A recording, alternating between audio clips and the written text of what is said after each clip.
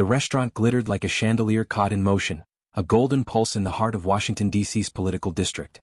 The air hummed with quiet power, the kind that came not from noise, but from the stillness of men who were used to being obeyed. Laughter rose and fell in polished tones, the clink of crystal glasses punctuating conversations about campaigns, policies, and billion-dollar decisions. It wasn't just a restaurant, it was an arena. And tonight, the king of that arena was Senator Thomas Hale. He sat at the head of the long mahogany table, surrounded by lobbyists and donors who smiled with careful precision. His silver hair gleamed under the warm light, every gesture deliberate, every word measured. The cameras were gone, but the performance never ended for a man like him. His charm was his armor, his smile his shield. Across the table sat foreign investors, government contractors, and one quiet woman with a notebook, the only person in the room who wasn't pretending. Her name was Lila Carter. To the guests, she was invisible, a waitress with a polite smile, refilling water glasses and clearing plates with silent efficiency. Her black uniform fit neatly against her frame, her hair tied back, her face composed. But beneath the practiced calm, her eyes were sharp, observant, collecting details like evidence. The senator's guests spoke in half-truths, but she noticed everything. The twitch of an aide's hand when money was mentioned, the way a glass was switched between plates, the faint scent of metal when a tray passed by. Lila had been serving at the Montclair for 3 years, long enough to know the choreography of power. She moved unseen, yet she saw it all, the arrogance, the whispers, the deals disguised as dinners. She didn't belong here, not really. A girl with a degree in forensic chemistry didn't end up serving wine to senators unless life had burned every bridge behind her. Once, she'd been on track to work in a federal lab. Now, she wiped fingerprints off silverware and tried not to think about how one false accusation had erased everything she'd worked for. Senator Hale's table is priority tonight, her manager had said earlier, adjusting his tie nervously. No mistakes, no interruptions. You understand? She had nodded. Of course she understood. She always did. Now, as she approached the table with the next course, a delicate arrangement of lobster bisque and Bordeaux, she heard fragments of conversation that made her pause. If the committee doesn't approve, we move the funds privately. Just make sure the press doesn't get wind of it. The senator's voice rose smoothly above the others, reassuring, commanding. Gentlemen, discretion is the cornerstone of democracy. Let's enjoy dinner before politics spoils the taste. Lila set down the bowl in front of him with practiced grace. But as the light hit the surface of the wine glass, she noticed something strange, a faint shimmer clinging to the rim. Not grease. Not residue from washing. Something crystalline, irregular. She frowned, stepping back discreetly. Everything all right, miss? One of the aides asked, noticing her hesitation. Yes, sir, she said softly, forcing a smile. Just making sure the glass is polished properly. He turned away, dismissing her instantly. She lifted the decanter and refilled another guest's glass, but her mind was no longer in routine mode. Her instincts, the ones she'd buried under years of quiet obedience, were awake now. The way the crystal caught the light reminded her of lab slides, of the days when she examined toxins under microscopes. A prismatic film like that didn't appear on clean surfaces. It appeared when someone added something that didn't belong. She glanced around the table, noting who had handled the bottle last. One of the staff, new, tall, stiff posture, eyes that didn't match his smile. He had poured Hale's wine first, not last. Standard procedure was to pour for the host last. She'd noticed it without thinking and now it clicked. That single detail, the reversal of order, felt deliberate. Her pulse began to rise, but her expression didn't change. She couldn't panic. Not here, not surrounded by men who would see her as a nuisance if she caused a scene. She needed proof, but she also needed to act.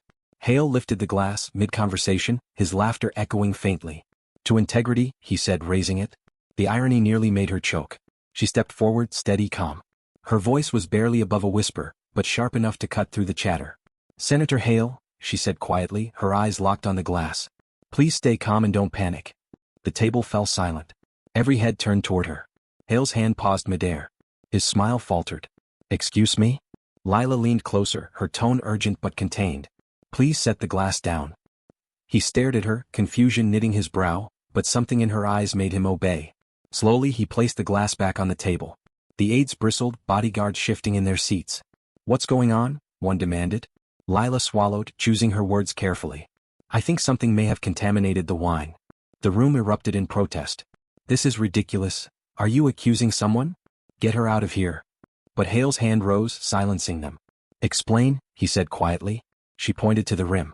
There's a residue I don't recognize. It wasn't there when I prepared the table. Someone poured your drink out of order. I don't know who, but... The senator frowned, glancing at the aide who had served him. Peter? The aide looked offended. Sir, I followed the standard sequence. No, Lila interrupted, her tone firmer now. You poured for him first. I was standing right there. The aide hesitated. The room shifted. Hale's sharp political instincts, honed over decades, sensed the truth underneath the denial. He gestured for the security detail. Take the glass. Have it tested immediately. Lila exhaled quietly, her body trembling under the surface of composure. But before she could step back, the senator coughed sharply once, twice. The color drained from his face. Sir, an aide shouted, leaping forward. Lila's training took over. She rushed to his side, lowering his chair slightly, steadying his head. Don't move him, she ordered. If it's ingested poison, we need to keep him conscious. Her calm was eerie, unnatural in the chaos. The guards froze for half a second before obeying. Someone called for an ambulance. Hale's breathing was shallow, his eyes unfocused. She grabbed a lemon wedge from a nearby tray, pressed it to his lips and whispered, "Stay with me, sir. Acid slows alkaloid absorption. Just trust me." He obeyed weakly, and she could feel the entire room staring at her like she was a ghost that had stepped out of nowhere. Minutes felt like hours before paramedics arrived. They swept the senator away, trailing urgency and disbelief. One medic paused long enough to ask, "How did you know?" Lila shook her head. "I didn't. I just recognized the signs." When the doors swung shut behind them, the restaurant was left in stunned silence. A few guests muttered about lawsuits, others whispered about scandal. Her manager approached, pale and sweating. "What did you do?" he hissed. "What I had to," she replied simply. He stared at her like she just detonated a bomb. "Do you realize who that was? You think you can accuse people like that and keep your job?" "I didn't accuse anyone," she said, unflinching. "I stopped someone from dying." "Don't get self-righteous, Lila. This is DC, not a detective show. You'll be lucky if you're not blacklisted by morning." She didn't answer. She just turned back to the table. The wine glass was gone, sealed in an evidence bag. But the faint, sharp scent of chemical bitterness still lingered in the air, invisible to everyone but her. Outside, sirens wailed. And somewhere in that sound, beneath the chaos, she heard the quiet whisper of something she hadn't felt in years: purpose. As the night wound down and the guests hurried out, a tall figure in a dark coat lingered near the door. He wasn't part of the dinner party. His eyes followed her movements with unsettling precision. When she looked up, he gave a slight nod, then disappeared into the rain. For the first time since her career had burned to ashes, Lila Carter had the sinking feeling that her life was about to change again. And this time, the fire might come from somewhere higher than she could ever reach. The night after the incident felt heavier than any other shift Lila had ever worked. Even after the sirens had faded and the staff were dismissed, the Montclair didn't feel like a restaurant anymore. It felt like a crime scene that refused to end. The news had already broken online. Billionaire politician collapses during dinner at elite DC venue. Every major network was replaying the same headline with one blurred photo. Senator Hale being wheeled out on a stretcher, a dark-haired waitress beside him, hands steady on his shoulder. Lila sat alone in the break room long after everyone had gone, her uniform still stained with droplets of wine and lemon. Her manager had stopped yelling hours ago, but his final words replayed in her mind. "You'll be lucky if anyone hires you again after this." She wasn't sure if he meant it as a threat or a prediction. Either way, it didn't matter. What she'd done had been instinct, not rebellion. She couldn't ignore what she'd seen. When she finally stepped out into the street, the city felt unnaturally quiet. The rain had turned to mist, wrapping the sidewalks in a dull silver fog. She pulled her coat tighter around her shoulders and started toward the metro. But halfway down the block, she stopped. A man was leaning against a lamppost, half hidden under an umbrella. Same tall frame, same dark coat she'd noticed at the restaurant doors. He wasn't pretending to be casual. He was watching her. Lila's chest tightened. For a moment, she considered confronting him, but years of bad experiences had taught her better. Instead, she turned left into an alley that led toward the back streets and slipped out of sight. She didn't realize until she reached the train platform that her hands were shaking. "You're not in danger," she told herself. "You just saved a man's life." But deep down, she knew the kind of people who wanted men like Hale poisoned weren't the type to let witnesses wander around freely. By morning, her name was everywhere. The headlines varied. Some praised her quick thinking, others questioned her motives. One outlet implied she had been planted by an opposing campaign. Another accused her of staging the incident for attention. Lila shut her laptop after 10 minutes.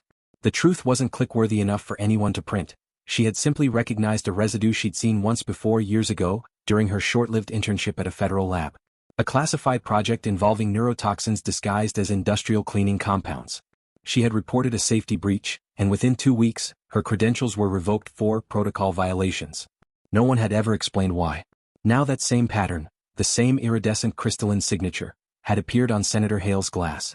Around noon, a black SUV pulled up outside her apartment building. The tires were too clean for the neighborhood. Lila watched from her window, heart pounding, as two men in suits stepped out. They didn't knock. They just waited like shadows against the fog.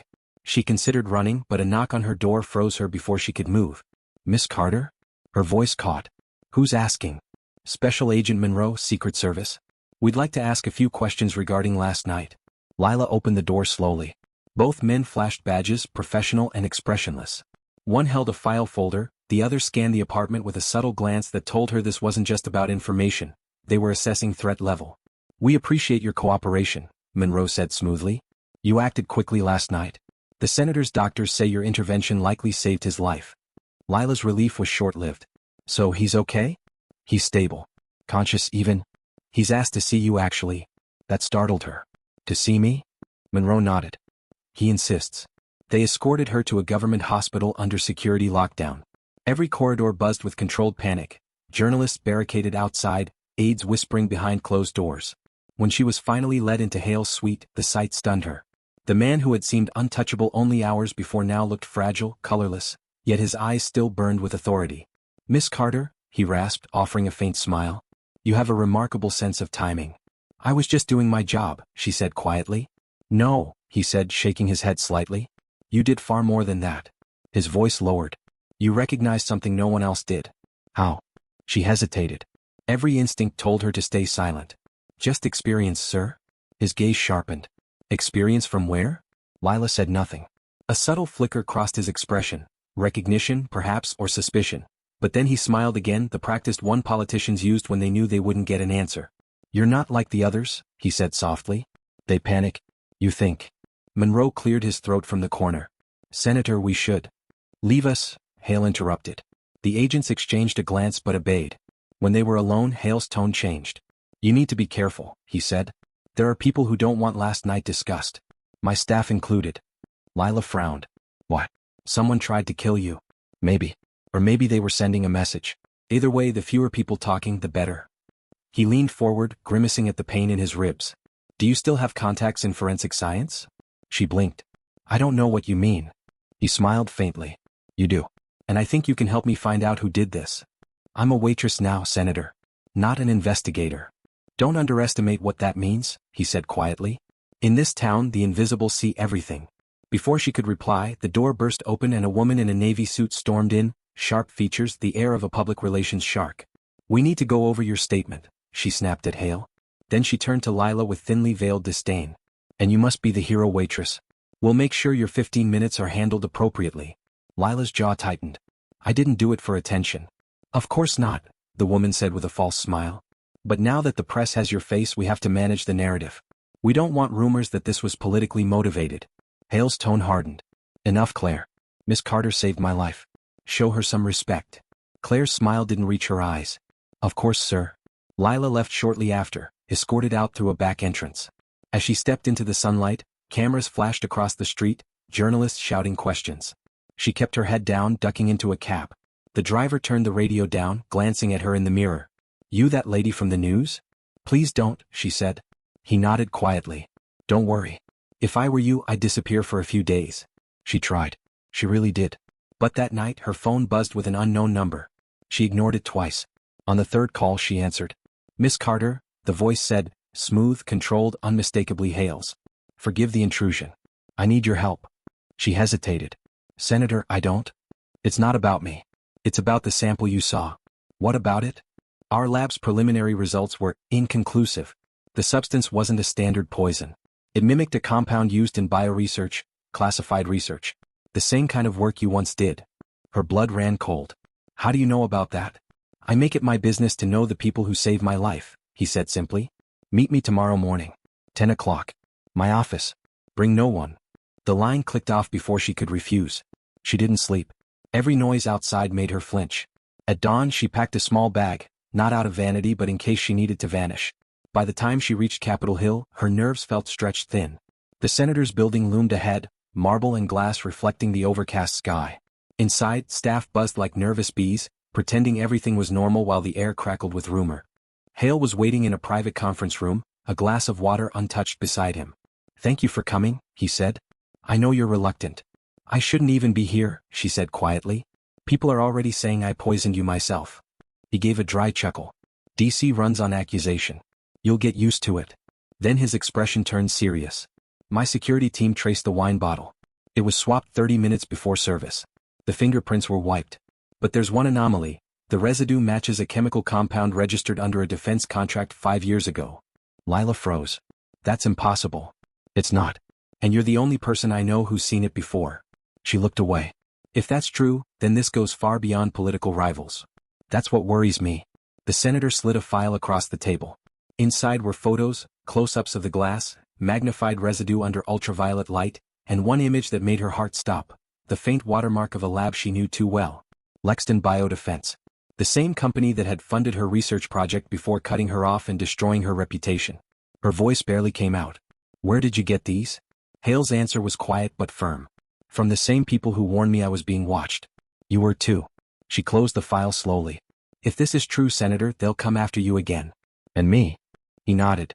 That's why I need you to stay close. Pretend you're still just a waitress. But if you notice anything, anyone watching, following, call this number. He handed her a card with no name, only digits. Lila tucked it into her pocket. Why trust me? She asked finally. Hale's eyes softened. Because when everyone else froze, you didn't. You saw the truth. And in this city, that's rarer than loyalty. As she left his office, the world outside felt different. The sidewalks looked the same, the traffic the same, but every reflection in every window felt like eyes. The fog had lifted from DC, but something darker had settled instead. That night, as she locked her apartment door, her phone buzzed again, this time with a message, not a call. No name, just text. You should have let him drink. Lila's breath caught. The message vanished a second later, auto-deleted before she could screenshot it.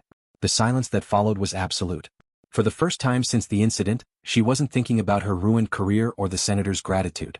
She was thinking about survival. And deep down she knew, whoever had sent that message wasn't finished yet. By morning the message still haunted her. Lila had stared at her phone until the screen dimmed, reading the words again and again, as if repetition might change their meaning. You should have let him drink. Whoever sent it knew exactly what had happened, and worse, they knew how to reach her. She deleted it immediately, but deletion didn't erase fear. The walls of her apartment seemed thinner now, her locks weaker. Every sound in the hallway made her flinch. She told herself not to panic. Fear was a chemical reaction, something she could control. Her mind was her strongest muscle. She'd learned that years ago in the sterile labs of Lexton Biodefense, where emotions were a distraction and logic was the only armor. Still, it had been a long time since she'd needed to use that armor. She poured herself a cup of coffee and stared out at the city below. The skyline was waking up. Sirens, horns, the metallic rhythm of Washington at rush hour. On the surface it was all routine. But she couldn't shake the feeling that something inside the routine had broken. Someone had tried to kill a sitting senator with a designer toxin, and the media had already moved on to the next scandal. Her phone buzzed again. For a second her pulse spiked, but it was just a news alert. Senator Hale cancels all public appearances. Beneath the headline was a smaller line, waitress credited with saving his life remains under investigation. Under investigation. She laughed bitterly. Of course I am. When she'd left the lab years ago, she thought obscurity was safety. She'd scrubbed her social media, changed her address, taken whatever job would pay in cash. But anonymity in Washington was a fragile illusion. You could hide from fame, not from power. By mid-afternoon her building's doorbell rang. When she checked the camera feed her stomach tightened. It was a woman, late 50s, neatly dressed, holding a folder. No badge this time. No uniform. Miss Carter? The woman called through the intercom. My name is Evelyn Ross. I work with the Senate Oversight Committee. I'd like a moment of your time. Lila hesitated. Do you have identification? The woman held a laminated card up to the camera. Official seal. Government issued. It looked legitimate, though anything could be forged. Against her better judgment, Lila buzzed her in. Evelyn entered with the kind of grace that came from years of walking into dangerous rooms pretending they weren't. Thank you, she said politely. I won't take long. This isn't an interrogation. It's a warning. Lila frowned. A warning? You've been under observation since the incident, Evelyn said. Not by us. By them. Who's them? Evelyn placed the folder on the table and opened it. Inside were grainy surveillance photos. Lila entering the metro, Lila at the grocery store, Lila on her balcony. Someone wants you silenced before you can identify what you saw. The senator's poisoning wasn't random. It's part of a pattern. Lila's throat went dry. A pattern of what? People disappearing after stumbling on information tied to Lexton's defunct research projects. You worked there, didn't you? Briefly, Lila said carefully. Until they accused me of falsifying data. Evelyn's gaze softened. You were the whistleblower, weren't you? Lila froze. That's classified. Evelyn smiled sadly. Everything is in this town. But I've seen your file. You tried to expose illegal human trials under Lexton's defense contract. And someone buried it. The project's files vanished. So did 2 of your colleagues. I didn't know they were missing, Lila whispered. They are. And now the same compound you flagged 5 years ago just tried to kill a senator who opposed renewing that same contract. Evelyn's tone hardened. You see why you're in danger? Lila nodded slowly. You're saying they used Lexton's formula. Or something derived from it. Evelyn closed the folder. And if they believe you can connect the dots, they won't stop with threats. The world tilted for a moment. Lila had always known the truth was dangerous, but hearing it spoken aloud made it real. What do you want me to do? Stay alive, Evelyn said simply. And stay useful. The senator trusts you. That makes you valuable to both sides. Use it. Both sides. You'll see soon enough. Evelyn stood, smoothing her coat. If anyone contacts you claiming to represent the committee, call this number first. She handed Lila a business card, plain, white, unmarked except for 10 digits. We'll be in touch. When she was gone, the apartment felt smaller than ever. Lila sank into a chair, pressing her hands to her temples. The warning, the surveillance photos, the government web, it was all too much. She wanted to believe it was paranoia, but Evelyn's calm had been too precise to fake. Every word had the weight of someone who'd seen others vanish before. That night, Lila dreamt of the lab. Of long white corridors, humming machines, the sharp scent of ethanol. In her dream, she was back at her workstation, reviewing a vial of liquid labeled sample 47B. The color shimmered oddly, green under light, purple in shadow. She remembered logging it, noting the compound's unstable crystalline structure, and sending her findings to her supervisor. Hours later, she'd been accused of falsifying results. 2 days after that, her clearance was revoked. The sample had vanished. When she woke, her pillow was damp with sweat. The clock read 3:17 a.m. Her phone buzzed again. This time it wasn't a text. It was an email. No sender. No subject. Just a single line in the body. Sample 47B equals VX Delta variant. And an attachment, a scanned lab report with her old signature at the bottom. Her hands trembled. The attachment was authentic. Her ID code. Her timestamp. Her notes. Someone had kept her research all these years, and they wanted her to know it. A soft knock at the door made her blood run cold. Miss Carter? A muffled voice. It's Senator Hale. She froze. How did he find me? Slowly she approached the peephole. It really was him, coat, tie loosened, eyes tired but alert. He was alone. She unlatched the door halfway. You shouldn't be here. I know, he said quietly. But I didn't have a choice. They bugged my office. I couldn't risk calling again. Lila opened the door fully, letting him in. You're being watched too? Constantly, he said, closing the blinds. They don't trust me anymore. My own staff is divided. Half think I'm delusional, the other half thinks I staged the poisoning to gain sympathy. He looked at her. And you're the only one who actually wants the truth. She crossed her arms. That depends on what the truth is. He exhaled heavily. Evelyn Ross came to see you, didn't she? Lila hesitated. How do you know that? Because she used to work for me, he said grimly. Until she disappeared 2 years ago. If she's back, it means someone resurrected her operation. Lila's heart dropped. You mean she's not with the oversight committee? Not anymore. She went rogue after the Lexton hearings.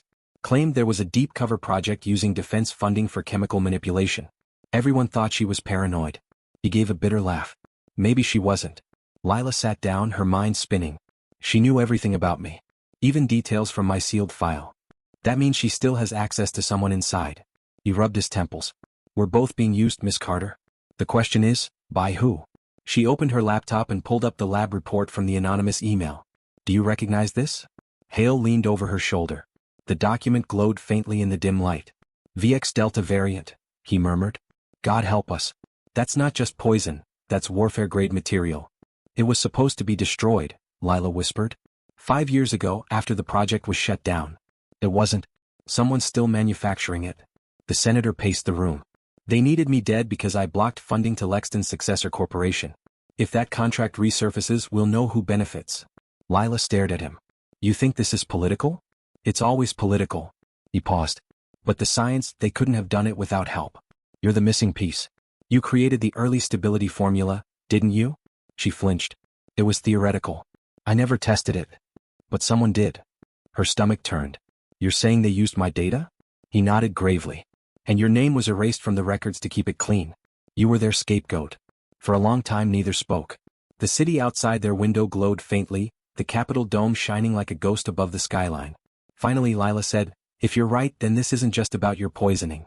It's about covering up a government weapon." "Exactly," Hale said. "And we're standing right in the middle of it." Lila looked down at her trembling hands. "So what do we do?" He turned toward her, voice steady. "We do what you did that night. We stay calm and don't panic. And we start by finding the original 47B sample." Her chest tightened. That sample was destroyed. Was it? Before she could answer, headlights swept across her window. A car idled across the street, engine running. Two silhouettes inside, unmoving. Hale stepped forward, lowering his voice. "They found me." Lila's instincts snapped back into focus. She grabbed her bag, her laptop, and the file. "We need to move." "Where?" "There's a safe storage unit in Arlington where I kept backups of my lab work. If the data survived, it's there." They slipped down the stairwell, moving fast but quiet. The hum of the car followed them like a pulse. As they reached the alley, Lila caught sight of the license plate, government issue. Unmarked but unmistakable. Whoever was tailing them wasn't hiding anymore. They reached her car, a beat-up Honda that coughed with every ignition. As she drove, Hale sat beside her, tense but silent. The roads were slick with rain, the city lights blurring into gold and crimson streaks. "Miss Carter," he said finally, "if we survive this, remind me never to underestimate a waitress again." Lila almost smiled. "Just don't make a habit of drinking in public, Senator." The humor faded quickly. They both knew this wasn't over. The storm that had started with a poison glass was only beginning. And somewhere, hidden behind polished government walls and billion-dollar contracts, someone was watching their every move, waiting for the right moment to strike again. The road stretched ahead into darkness, endless and uncertain. But for the first time in years, Lila felt something she hadn't allowed herself to feel: control. She wasn't just reacting anymore, she was hunting the truth. And this time she wouldn't be silenced. Rain lashed against the windshield as Lila's car sped across the Key Bridge. The city's skyline glimmered behind them like a memory fading into stormlight. Senator Hale sat rigid beside her, his eyes flicking between the rearview mirror and the dark road ahead. The wipers fought a losing battle against the torrent, their rhythm a nervous metronome. "Are you sure no one followed?" she asked, gripping the wheel. Hale glanced behind them once more. "For now. But they're good. They'll find us again." Lila's mind ran in overdrive. She had thought she'd left the world of secrets behind, traded microscopes for menus, lab coats for aprons. But here she was again, racing through the night with a man who had more enemies than allies, holding evidence that could destroy careers and corporations alike. They reached Arlington in 20 minutes.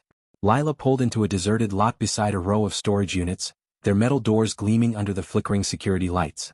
She parked under a broken lamp, killing the headlights. For a moment they sat in silence, the only sound the rain drumming on the roof. "This place is secure?" Hale asked. "As secure as anything can be in this town," she replied. "I rented the unit under a fake name after I left the lab. Thought I'd never need it again." They stepped out into the rain. Lila's breath turned white in the cold air as she unlocked the steel door. Inside, dust and time greeted them. Cardboard boxes lined the walls, labeled in faded ink. Research notes, forensics, personal. She flicked on a small lantern, illuminating the cramped space. Hale stepped inside and ran his fingers over a stack of binders. "You kept all this?" "I couldn't let them erase everything," she said. "This is the only proof I have that what they accused me of was a lie." Together they began sorting through the boxes. Pages rustled and the lantern's light trembled. Most of it was old, course notes, chemical formulas, lab memos. Then Lila found a folder labeled Project S47B, Restricted Access. Her pulse quickened. "This is it," she whispered. Hale leaned closer. "What are we looking at?" "Prototype logs. Field testing notes. I thought these were destroyed." She flipped through the pages, recognizing her handwriting, chemical compositions, reaction rates, toxicity indexes. Then her breath caught. At the bottom of one page was a signature she didn't expect. Thomas Hale. Her eyes darted up. "You signed off on this?" He froze. "What?" She turned the folder toward him.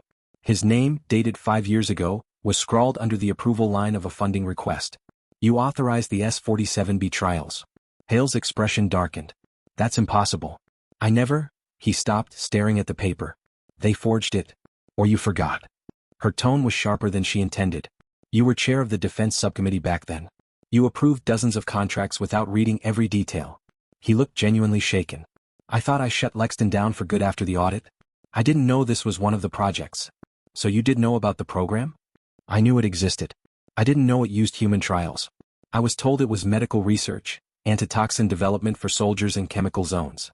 Lila slammed the folder shut. "They lied to you. They lied to all of us." For a long time the only sound was the rain outside. Lila leaned against the metal wall, her breath ragged. The truth was dawning faster than either of them could process. The senator hadn't just been a victim of this conspiracy, he'd been part of it, however unknowingly.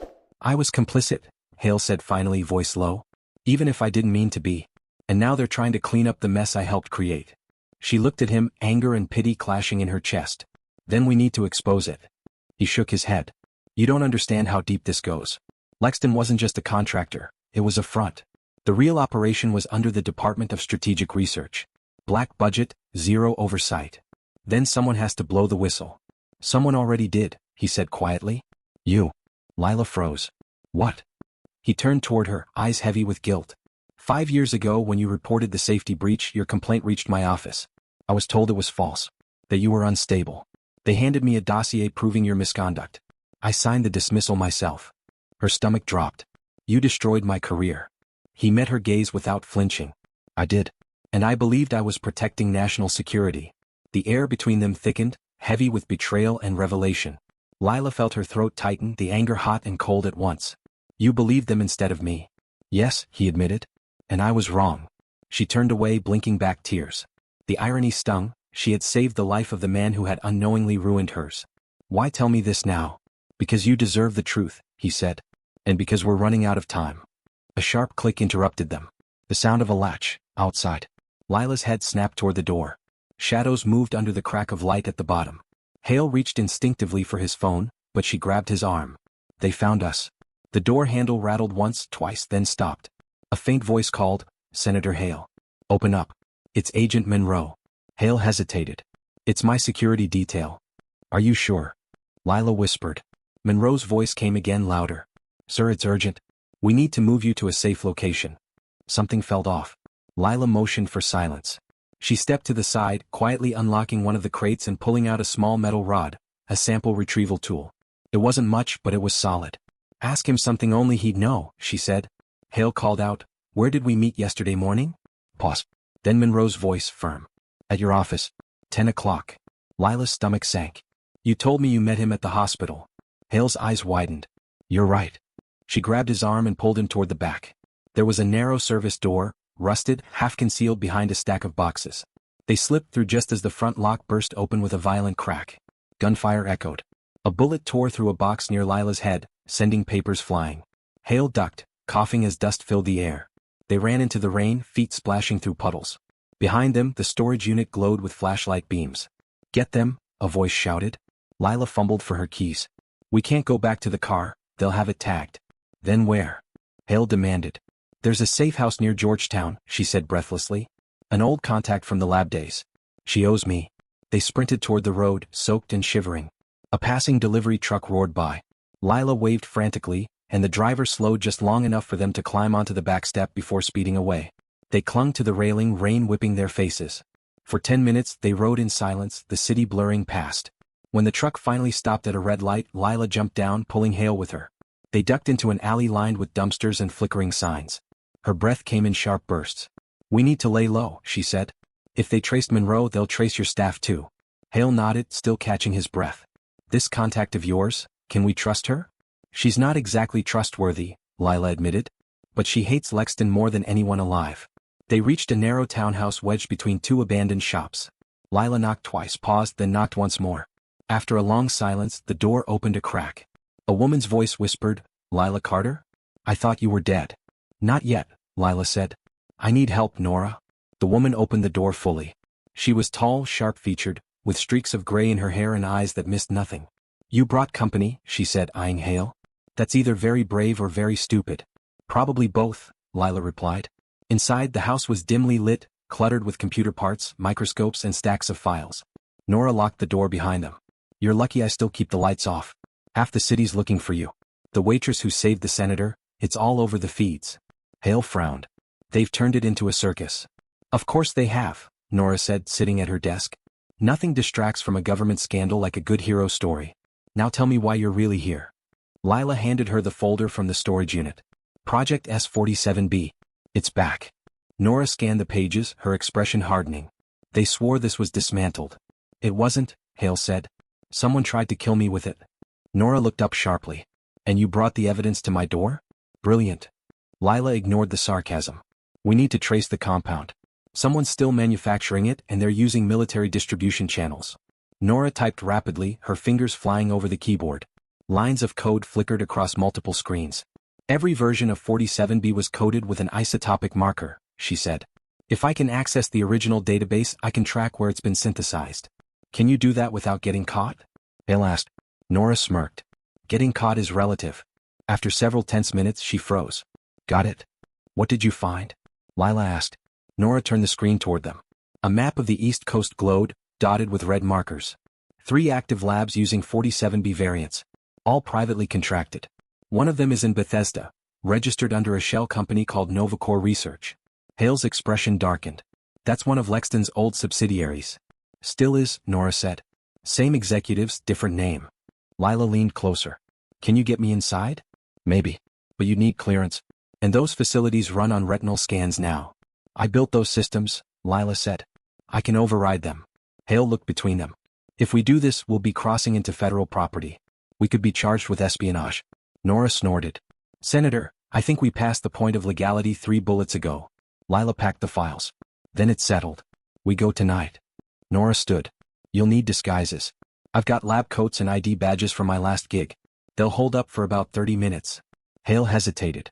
You're sure about this? Lila met his eyes. You said it yourself. The only way out is through. By midnight, they were parked outside Novacore's facility. The building loomed over the industrial district, sterile and silent.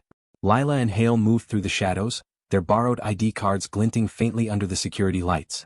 A digital keypad guarded the side entrance. Lila knelt, pulling a small device from her pocket.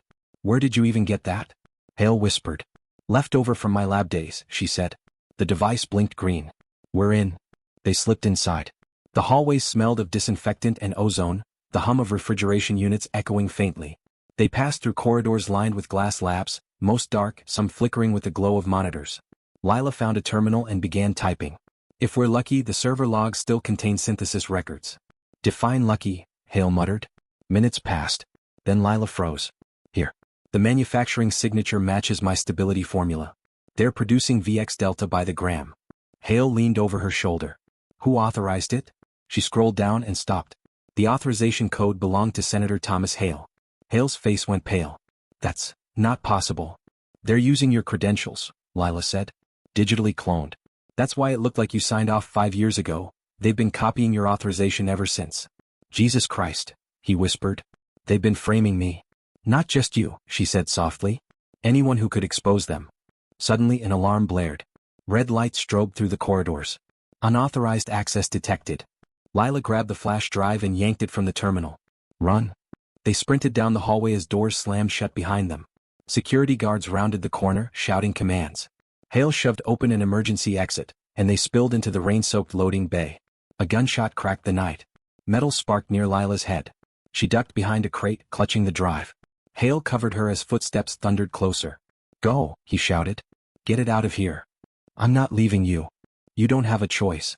Before she could argue, he stood and fired a warning shot from a guard's fallen weapon, drawing the pursuer's attention. Lila ran, heart pounding, rain blinding her. She scaled the fence, tearing her sleeve, and hit the ground hard on the other side.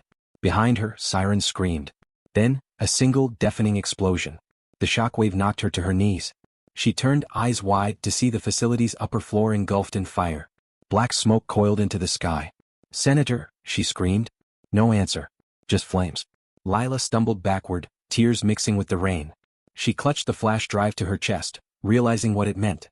The proof, the evidence, everything that could bring down the people behind Project 47B, now burned into one fragile piece of metal. She forced herself to stand. Stay calm, she whispered, voice trembling. Don't panic. Because panic was what they wanted. Panic meant mistakes. And she wasn't going to make any, not again. She turned toward the darkness, disappearing into it, carrying both the senator's secret and the burden of truth. The night had turned to ash. The Novacore facility was a burning wound against the horizon, its reflection flickering in the puddles as Lila stumbled down an empty road. Her breath came in gasps, her limbs shaking from adrenaline and smoke. Every muscle screamed for her to stop, but she couldn't, not when the flash drive pressed against her palm felt like the last surviving piece of truth. Her car was gone, her phone useless. She had no idea if Hale was alive, if the explosion had been an accident or an execution. All she knew was that she couldn't go home. Not yet. Not until she knew what was on that drive. A few blocks away, an old gas station flickered weakly against the storm. Lila pushed open the door and stepped inside, dripping rain onto cracked linoleum. The night clerk, a young man barely old enough to shave, looked up in alarm. "Ma'am, are you?" "Phone," she said, cutting him off. "Can I use your landline?" He hesitated, glancing at her soaked clothes and torn sleeve. "You okay?" "Please," she said softly. Something in her voice convinced him. He pointed toward the back. "There. Just make it quick." Lila dialed a number from memory, the only one that mattered now. "Norris." It rang once, twice, then a whisper. "Where are you?" "Alive," she said. "The lab's gone. They knew we were coming." "I saw the fire on the news," Nora replied, voice tight. "They're calling it a gas leak." "I knew it wasn't." "Is Hale?" "I don't know," Lila interrupted. "I barely got out." There was a pause. "Do you still have it?" "Yes. But it's encrypted." "Get to me." "No. I'll unlock it." "I can't risk leading them to you." "They already know I helped you," Nora said grimly. "I'm past the point of hiding. Just move fast. They'll sweep the area by morning." Lila hung up and turned to find the clerk watching her nervously. "You need a ride somewhere?" he asked. She nodded slowly. "Downtown. Georgetown. I get off in 20. You can wait here if you want." "Thanks," she murmured, collapsing into a chair near the window. The rain outside had eased to a drizzle, the city beyond it a blur of neon reflections and broken streetlights. Minutes crawled. She could still hear the explosion in her head, see Hale's face disappearing behind the flames. She told herself he was alive, he had to be. But doubt was a parasite, feeding on silence. When the clerk finally offered her a ride, dawn was bleeding through the clouds. He dropped her a few blocks from Nora's townhouse. She slipped through the alleys, careful, quiet, her eyes scanning for watchers. The door opened before she knocked. "You look like hell," Nora said, pulling her inside. "Feels worse," Lila muttered. "Did anyone follow?" "I don't think so. But they'll know I survived soon." Nora led her to the basement. The room was cluttered with monitors, wires, and tools, a hacker's war room. "Give me the drive," she said. Lila hesitated, fingers tightening around it. "If this holds what I think it does, it could kill us both." "Everything worth finding does," Nora replied. "Hand it over." Lila placed it on the table. Nora plugged it into a terminal, screens flickering to life. "High-level encryption," she murmured. "Same military-grade coding Lexton used before the hearings. They really don't want this getting out." "Can you break it?" "Eventually. But there's something else here, a hidden partition." Nora frowned, typing rapidly. "Looks like it contains audio logs. Multiple files. Wait, there's a name attached." Lila leaned closer. "Whose name?" Nora turned the screen. "Evelyn Ross." The air seemed to thicken. "She's alive?" Lila whispered. Nora double-clicked the file. The speakers crackled, then a woman's voice filled the room, calm, precise, unmistakably Evelyn. "If you're hearing this, I'm already dead. Project S-47B was never shut down. It was transferred to a private network operating under congressional oversight. Senator Hale authorized the transfer personally, though I believe he was unaware of its true purpose." Lila's heart stopped. Hale had lied, or worse, he hadn't known how deep it went. The compound was perfected in 2020. Human trials conducted offshore. Lexton merged with NovaCore to disguise funding. The formula was sold to foreign entities under humanitarian labels. If Hale is still alive, he's the key to proving who controls distribution. Trust only Carter. She's the only one who saw the signature pattern. The recording ended. Nora sat back stunned. "She named you." Lila's mind spun. Evelyn had known she'd come this far, had predicted every step. And if the timestamp on the recording was right, it had been made only a week ago. "She's alive," Lila said softly. "Or she was." Before Nora could respond, a low beep interrupted them. Nora's security monitors lit up, multiple feeds showing movement outside. 3 SUVs. Black. Unmarked. "Damn it," Nora hissed. "They found us." "How?" Lila demanded. "They must have tracked your call from the gas station." The feed showed figures in tactical gear fanning out around the block. One pointed toward the townhouse. "Basement window," Nora said, grabbing a laptop and stuffing it into a backpack. "Go now." Lila hesitated. "What about you?" Nora met her eyes. "I'll hold them off. You've got the evidence. That's all that matters." "I can't leave you." "Go," Nora shouted. Lila didn't argue again. She crawled through the small window, landing hard in the alley behind the building. The cold bit through her soaked clothes as she ran, clutching the drive. Shouts erupted behind her, followed by the shattering crash of glass. A gunshot echoed. Then another. She didn't look back. She ran until her lungs burned, until the sound of pursuit faded into the hum of the waking city. When she finally stopped, she was standing at the edge of the Potomac, the sun bleeding over the water. She fell to her knees, trembling. "Nora," she whispered. The grief hit her like a physical blow, sharp and disorienting. Nora had been her last connection to the world she'd lost, the only person who believed in her innocence when no one else had. And now she was gone. But grief couldn't stop her. She opened the flash drive on her portable device. The folder Evelyn had mentioned, transfer logs, contained hundreds of encrypted documents. Financial records, coded memos, even scanned signatures. One name repeated over and over, Hale Thomas E. Except these weren't his transactions. They were counterfeit, AI-generated copies of his writing, used to authorize the illegal transfers. Every approval, every contract, every shipment, fabricated using his credentials. Someone had framed him so thoroughly that clearing his name would mean dismantling the entire system. She scrolled further until she reached a file labeled S47B Final Phase, Witness List. Her heart skipped. Her own name was there. Carter Lila M. Status, Elimination Pending. And beneath it another, Ross Evelyn, Status, Terminated. The truth made her dizzy. They'd killed Evelyn. They were coming for her next. But why hadn't they finished it that night at the restaurant? Why poison Hale instead of her? Unless, she was never the target. She was the bait. A hand touched her shoulder. She spun around, raising the metal rod she'd kept since the storage unit. "Easy," said a voice she recognized. Senator Hale. He was alive. He looked battered, burned along one side, but alive. "You're hard to find," he said hoarsely. Lila lowered the rod, relief and fury colliding in her chest. I thought you were dead." "So did they," he said. "I barely made it out. There was a secondary charge in the lab, set to detonate once we breached the core servers. Someone wanted to make sure neither of us walked away." "You knew about Evelyn's message?" she asked. He nodded slowly. "She sent it to me too. The night before the poisoning." "Why didn't you tell me?" "Because I didn't trust anyone. And I didn't know if she was telling the truth." Lila stared at him. "She was. And now she's dead because of it." He looked away, guilt shadowing his expression. "I know." For a long moment neither spoke. The city buzzed distantly, indifferent to the storm brewing beneath it. Finally Hale said, "You still have the drive?" "Yes." "Then we have a chance. There's someone I can take it to, someone who still believes in oversight. But we'll need to move carefully. The people behind this have reached far beyond politics." "Who?" she demanded. "Who are they?" He hesitated. "You won't believe me if I tell you." "Try me." He met her gaze. "The Defense Innovation Council. The same group that funds experimental warfare tech. Lexton was their prototype project. And now they're privatizing what's left. VX Delta isn't just a weapon, it's leverage." Lila's pulse quickened. "They're selling control." "Exactly. And the buyers aren't just foreign." Her blood ran cold. "You mean?" He nodded grimly. "Members of our own government." The truth settled between them like smoke. Lila had suspected corruption, but not this, a conspiracy that reached into the very veins of the system itself. "What do we do now?" she asked. "We leak it," Hale said simply. "But not to the press. To the one person they can't touch." "Who?" "The Chief Justice," he said. "He's clean. Old-fashioned. Still believes in evidence. If we can get the files to his office, the courts will have to act." Lila's mind raced.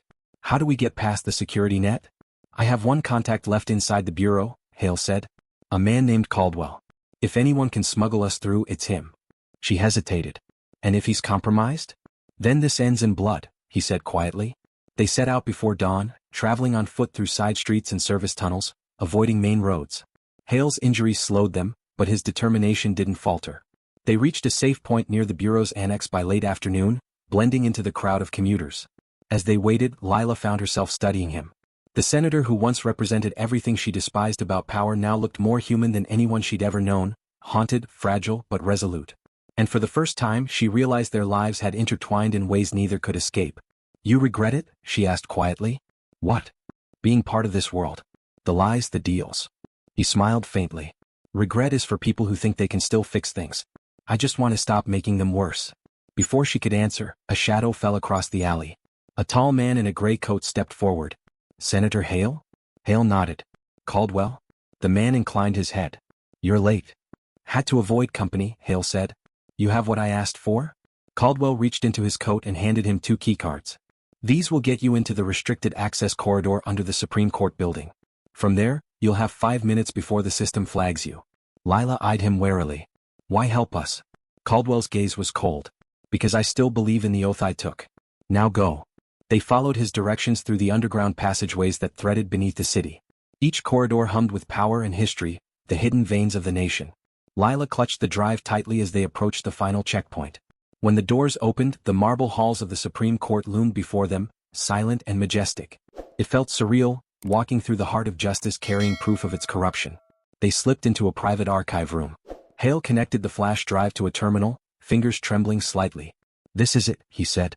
Lila watched the progress bar crawl across the screen. 90%. 98. 100. Then the system beeped. Upload complete.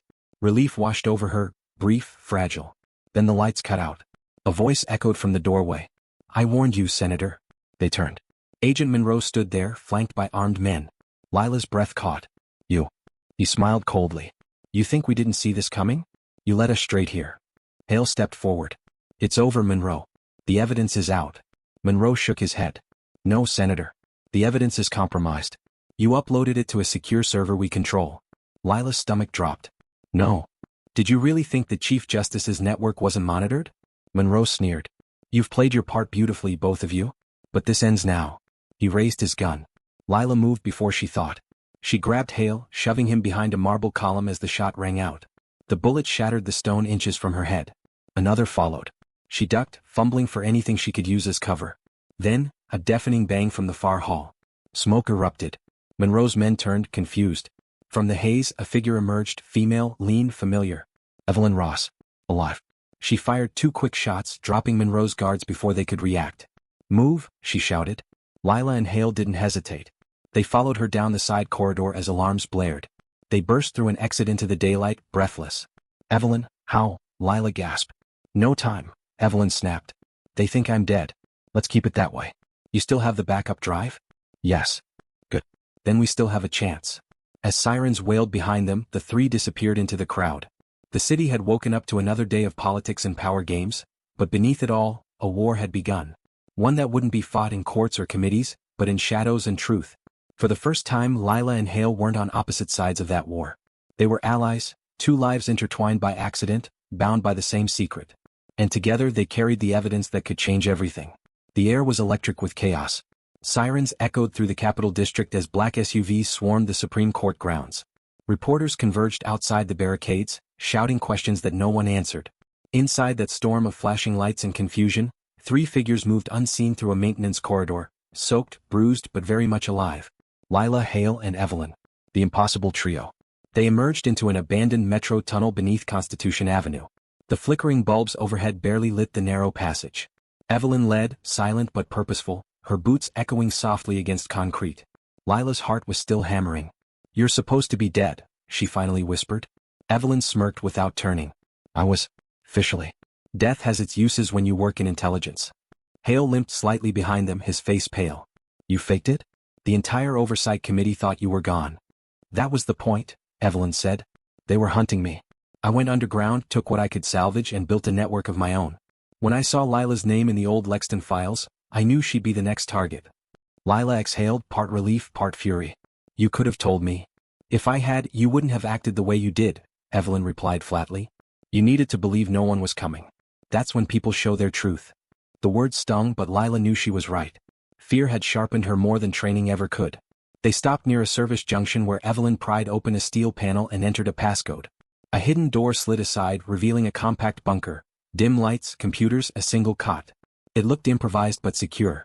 "Welcome to the real oversight committee," Evelyn said dryly. Hale sank into a chair, groaning. "We barely escaped Monroe. He's not going to let this go."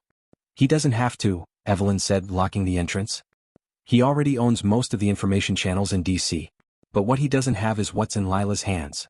Lila pulled out the flash drive. "The one I uploaded was fake?" Evelyn nodded. "A decoy. They built the server trap to identify anyone trying to leak classified material. What you uploaded was a ghost file. But I had you install a mirror process without knowing it. Your drive recorded everything that passed through the false network. Every hidden handshake, every metadata trail, every unauthorized signature. You didn't just expose the project, Lila, you mapped their entire digital architecture." Lila's eyes widened. "So we can trace the funding?" "Down to the penny," Evelyn said. "But it's not enough to release it. We have to make it irrefutable." Hale leaned forward. "Meaning?" "Meaning public leaks won't work," Evelyn explained. "They'll flood the news cycle with counter-narratives and deep fakes before the truth has time to breathe. We need something undeniable, physical evidence, verified and broadcast simultaneously from multiple secure networks. A signal too big to bury. Lila frowned. That would take infrastructure, timing, and allies. Luckily, Evelyn said, I've been preparing for this for 5 years. She turned to a whiteboard pinned with maps, photos, and scribbled notes. Strings connected faces. Politicians, corporate heads, scientists, military contractors. At the center, circled twice in red, was a single logo, Defense Innovation Council. They've been building a private empire, Evelyn said. Defense tech disguised as humanitarian research. VX Delta was supposed to be their flagship, a biochemical stabilizer for conflict zones. But in practice, it's a neurotoxin with selective lethality. Tailored DNA targeting. Imagine a poison that kills only the people your algorithm identifies as threats. Hale stared horrified. That's genocide by code. Evelyn nodded grimly. And it's funded by both parties. That's why they needed you dead, Senator. Your ethics committee review was going to expose the misappropriations. Lila spoke softly. And me? You were the anomaly, Evelyn said. A forgotten scientist who survived their perch. You became their loose end. Silence settled for a moment. The weight of the revelation pressed down like the thick air of the tunnel. Hale finally said, Then what's the plan? Evelyn clicked open a hard case beside her desk. Inside were multiple drives, cables, and a small transmitter. We released the data directly into the Defense Council's own broadcast relay. Their systems automatically redistribute information to all affiliated agencies worldwide. We turn their security network into our megaphone. That'll trigger immediate countermeasures, Hale warned. Of course it will, Evelyn said. But not before the data spreads beyond containment. Lila stepped forward. We'll need access codes, firewalls, authentication keys. Evelyn smiled faintly. That's why I brought you here. You're going to break into their main relay hub. Lila blinked. The Pentagon's internal network? Not exactly, Evelyn said. Their data proxy runs out of a front company in Maryland, Orbitech Systems. It routes encrypted signals through civilian infrastructure. Easier to hide among the noise. Hale shook his head. That's suicide. So was running for office in this country, Evelyn replied. We all make bad choices. By nightfall they were on the move again. Evelyn's car, a nondescript gray sedan, rolled through back roads, headlights dimmed.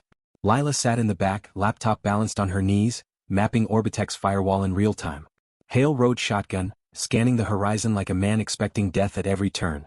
Tell me something, Lila said quietly. Why come back now, Evelyn? You could have stayed dead. Evelyn's hands tightened on the wheel. Because when you disappear long enough, you start to see the rot from the outside. The only way to kill it is from within. They reached Orbitech after midnight. The facility was disguised as a private data center, glass facade, armed security, and a parking lot lined with surveillance cameras. Lila adjusted her cap, her fake ID badge hanging around her neck. Evelyn handed Hale an access key. This will get you into the admin wing. Lila and I will hit the server core. Why me? Hale asked. You still have active credentials tied to your Senate clearance. They'll open doors for you that would take us hours to hack. He sighed. Fine. But if this goes south, I'm blaming both of you. Fair enough, Evelyn said. They split up once inside. The corridors glowed with sterile blue light. Machines hummed quietly behind glass walls. Lila moved like a ghost, her steps light, her breath shallow. Every beep of a monitor made her heart skip. At the server core, she plugged in her drive and began uploading Evelyn's encryption override. Code cascaded down the screen, one firewall after another falling like dominoes. She'd forgotten how intoxicating this work could be. The rush of control, the precision of math and chaos intertwined. Then the lights flickered. Evelyn, she whispered. No answer. She glanced at the security camera above her. Its red light blinked once, then went dark. She froze. Someone was watching. A voice came through the intercom. You never should have come back, Miss Carter. Monroe. Her stomach dropped. How? Did you really think I'd let you get this far? He said. Evelyn was useful but predictable. And you, well, you were the perfect distraction. Lila's hands shook as she yanked the drive from the port. Where's Hale? Dead, Monroe said casually. Or close enough. He was always too noble for this business. Rage ignited in her chest. You're lying. Am I? His tone was smug. Look out the window. Lila turned toward the observation panel, and froze. Down below in the lobby, Hale was on his knees, surrounded by guards. Monroe stood over him, gun drawn. Evelyn appeared from the shadows beside Lila, breathless. He's bluffing, she hissed. He's not, Lila said, voice trembling. Evelyn grabbed her wrist. Finish the upload. I can't leave him. If you don't, none of this matters. Lila hesitated. The monitor flashed warnings, connection unstable. The system was detecting intrusion attempts. She had seconds, maybe less. Below, Monroe pressed the gun to Hale's temple. "Choose, Miss Carter," he called through the intercom. "Your evidence or your friend." Evelyn stepped forward. "You finish the upload," she said. "I'll handle him." Before Lila could protest, Evelyn drew her sidearm and disappeared down the stairs. Lila turned back to the terminal. Her fingers flew across the keyboard. The upload resumed, the progress bar inching forward. 60%, 70%, 85%. Gunfire erupted below. Shots. Then silence. Her pulse thundered in her ears. 98%. 99. A final beep. Upload complete. She exhaled shakily, pulling the drive free, just as footsteps echoed behind her. She turned, heart racing. It was Hale. Bloodied, limping but alive. "Where's Evelyn?" she asked. He shook his head. "Gone. She took Monroe with her." Lila swallowed hard. "You're sure?" He nodded. "She made me promise to finish it." Lila looked at the terminal. "It's done. The data's out. Every network, every agency, they'll all have it." Hale stared at the screen, awe and dread mixing in his eyes. "Do you realize what we've done?" "Yes," Lila said softly. "We've set the truth free." They fled the facility moments before alarms began to blare across the city. Emergency broadcasts interrupted late-night news programs. Cryptic data packages flooded international servers. The Defense Innovation Council sealed files. Every secret experiment, every forged authorization, every hidden death, now belonged to the public. By dawn, Washington was chaos. Helicopters circled the Capitol. Media vans clogged the streets. Words like bioweapon, conspiracy, treason screamed across every headline. The government scrambled to contain the fallout, but the network cascade Evelyn designed ensured redundancy. Once the truth escaped, it replicated endlessly. In a small cafe near the riverfront, Lila and Hale sat in silence, disguises pulled low. The world outside was burning with questions they couldn't answer. "She didn't make it, did she?" Lila said quietly. Hale shook his head. "No. But she knew what she was doing." Lila stared into her coffee, the steam curling like smoke. "She died twice for this." Hale's voice softened. "She'd say it was worth it." They watched the morning crowd flow past, people staring at their phones, gasping at headlines, realizing their government had been running a poison program in plain sight. Justice, messy and incomplete, was finally visible. "You know," Hale said, "they'll come for us too." "They already have," Lila replied. "But it doesn't matter. We did the right thing." He smiled faintly. "Maybe someday they'll believe that." Outside, the sun broke through the clouds, glinting off the Potomac like a mirror of gold. The storm had ended, but the reckoning had only begun. Lila leaned back, her voice barely above a whisper. "Stay calm," she said. "Don't panic." Hale looked at her, understanding. "That's how we win." And somewhere, buried deep in the encrypted noise of the world's data streams, Evelyn Ross's final message resurfaced, looping endlessly, a ghost in the system. Truth, once spoken, can never be silenced. Morning broke like the slow exhale after a storm. The world was different now, quieter yet more alive than it had been in years. Screens across America were filled with headlines that no one could ignore anymore. Government bioweapon exposed. Senator Hale's leaked files revealed deep state cover-up. Whistleblower waitress identified as key source. Lila Carter woke to the sound of news anchors arguing about her name. She was sitting on a bench overlooking the river, her hood pulled low, watching the reflection of dawn ripple across the water. The cafe where she and Hale had sat hours earlier was closed now, its windows plastered with breaking news bulletins. Her life, once measured in coffee shifts and quiet evenings, had become the fulcrum of history. From every corner of the world, data analysts, journalists, and ordinary citizens had downloaded fragments of the files Evelyn had unleashed through her mirrored servers. No single government could contain the story anymore. VX Delta, Lexington Biodefense, the forged contracts, it was all there, irreversible, indelible. The truth had taken root in the public record. And with it came chaos. In Washington, emergency meetings stretched through the night. The Defense Innovation Council was dissolved within hours. Several of its directors fled the country before indictments were even drafted. Military units were quietly dispatched to seize remaining labs, and congressional hearings erupted live on television. Across the world, nations demanded answers. Human rights groups flooded the Capitol, holding signs that read "Science without soul is murder," and "Justice for the silenced." For the first time in decades, people believed in accountability again, not because of the system but in spite of it. And at the center of it all were two names, Lila Carter and Thomas Hale. Hale had gone underground with help from Evelyn's remaining network.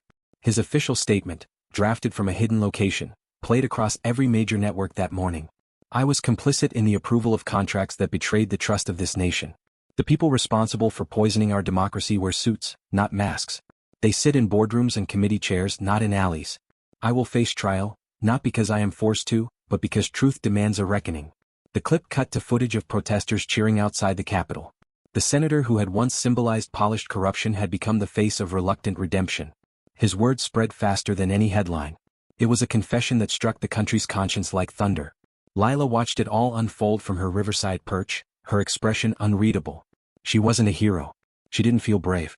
She was tired, bone-deep tired, and she missed the days when her only fear was running out of coffee filters. But she also knew Evelyn had been right. Truth once spoken could never be silenced. Her phone buzzed beside her.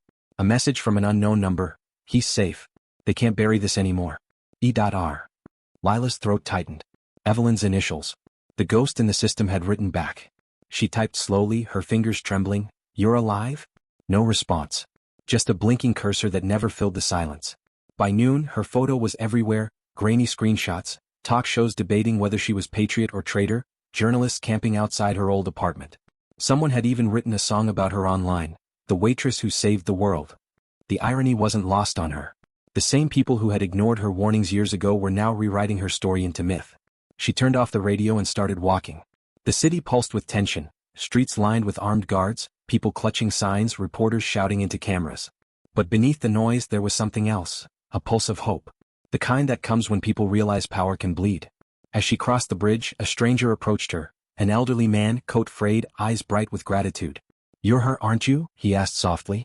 Lila froze. I think you have me mistaken for someone else. No, he said, smiling gently. You're the one who told them to stay calm. He reached into his pocket and pulled out a folded newspaper. On the front page was a photo of her steadying Hale's hand in the courtroom, the moment just before she stopped him from drinking the poisoned glass. The caption read, "Stay calm and don't panic," the words that changed history. The man's eyes shimmered. My granddaughter's in med school. She said you reminded her that one person can still matter. Lila swallowed hard. Tell her to keep believing that, she whispered. He nodded and walked away. For the first time in days, Lila smiled, faintly but genuinely. That evening, Hale's trial began. Cameras filled the courtroom. The world watched as he walked in, unshackled but solemn, ready to face judgment. Lila sat quietly among the crowd, hood drawn low, unseen but present. The judge's gavel echoed through the hall like a drumbeat of reckoning. When asked to speak, Hale stood tall and turned toward the cameras. I do not ask for mercy, he said. I ask for memory. Because the moment we forget what was done here, we become complicit again. Miss Carter showed us what courage looks like when no one is watching. I failed that test. She didn't. The courtroom was silent. Outside, protesters cheered. Journalists cried.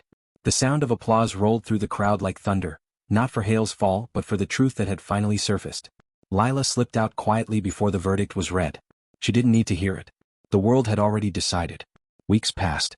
The government purged itself in waves. New ethics laws were drafted. Lexton's assets were seized and redirected toward medical aid. The name VX Delta became synonymous with corruption, a cautionary tale for a generation that had stopped believing in integrity. But Lila Carter vanished. No interviews, no public appearances, no book deals. Some said she'd fled the country. Others claimed she'd joined Evelyn's underground network, continuing the quiet war against secrecy. In truth, she'd moved to a small coastal town far from Washington. She worked mornings at a diner by the water, serving coffee to fishermen and tourists who didn't know her name. She didn't need them to. One morning, a little girl came in with her father. As Lila poured their coffee, the child smiled shyly. You look like that lady from the news, she said. Lila chuckled softly. People say that sometimes. The girl grinned. My teacher said she was really brave. Lila paused, then leaned down. Do you know what bravery really is? The girl shook her head. It's doing the right thing, Lila said, even when you're terrified. The girl's eyes widened. Like you. Lila smiled. Like anyone who believes the truth still matters. As the child ran back to her table, the radio behind the counter crackled with the news. Senator Hale's testimony leads to 42 arrests. Reform bill passes Senate unanimously. Lila looked out the window toward the horizon, the ocean glittering under the morning sun. She reached into her pocket and pulled out her phone. A single unread message waited from an encrypted contact. From ER subject, Phase 2. Message, you didn't just change history, Lila. You started it. Lila's lips curved into a small, knowing smile. Stay calm, she whispered, closing her eyes as the waves crashed against the shore. And don't panic. The camera of history would never forget her, even if she chose to disappear from its frame. And somewhere out there, hidden behind layers of encryption and myth, Evelyn Ross was watching, a silent guardian of the truth they had unleashed. For now the world was awake. And that was enough.